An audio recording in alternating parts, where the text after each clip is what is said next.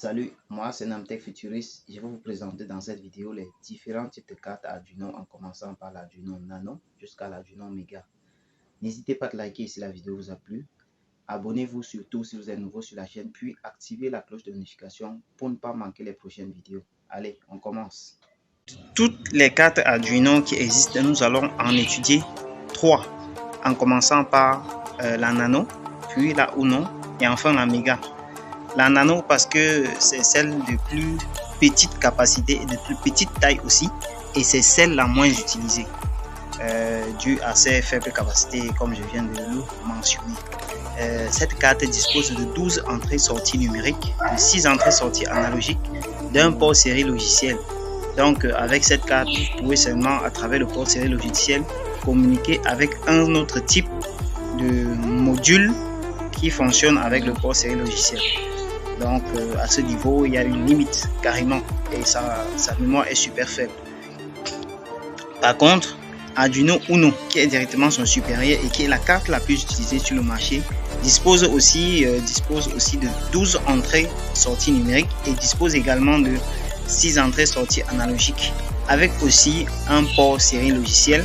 La différence fondamentale se trouve au niveau de sa capacité et de sa fréquence du processeur qui est beaucoup plus élevée et qui traite un peu plus rapidement les informations. L'autre différence, c'est la taille.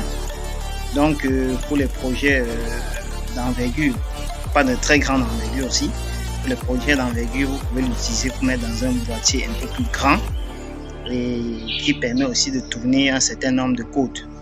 Donc c'est un peu plus robuste que l'Arduino Nano. Maintenant, le supérieur, le suprême, comme j'aime bien l'appeler, c'est l'Arduino Mega.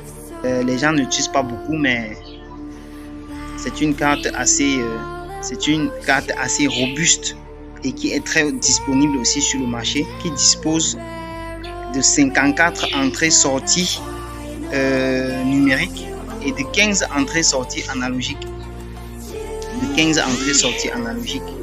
Vous voyez, vous imaginez les possibilités que cela offre de communiquer avec le monde extérieur, notamment les capteurs, tous les types de capteurs que vous pouvez imaginer. Vous pouvez donc les connecter simultanément sur ces entrées-sorties, que ce soit analogique ou numérique. L'autre avantage majeur, je dirais même le principal avantage pour ce qui est de communiquer avec les autres modules, c'est que cette carte Mega là dispose de 3 ports série logiciels. Donc vous pouvez communiquer simultanément avec 3 modules qui fonctionnent sous le port série logiciel. Par exemple, vous pouvez, pour un projet précis, connecter un module GSM à cette carte. En même temps aussi, vous pouvez connecter un module GPS, ou alors en même temps également, vous pouvez connecter un module de radiofréquence. Les 3 modules peuvent fonctionner simultanément avec l'Arduino Mega, contrairement aux autres Arduino. Et l'autre avantage fondamental, qui est sa caractéristique propre, c'est que cette carte a une mémoire élevée en fonction des autres cartes. Cette carte dispose de 256 kilo-octets de mémoire morte et de 4 kilo-octets de mémoire vive, dont la RAM. Voilà la différence fondamentale et je viens de vous expliquer sur ces 3 cartes Arduino qui sont très utilisées par les amateurs et même les professionnels.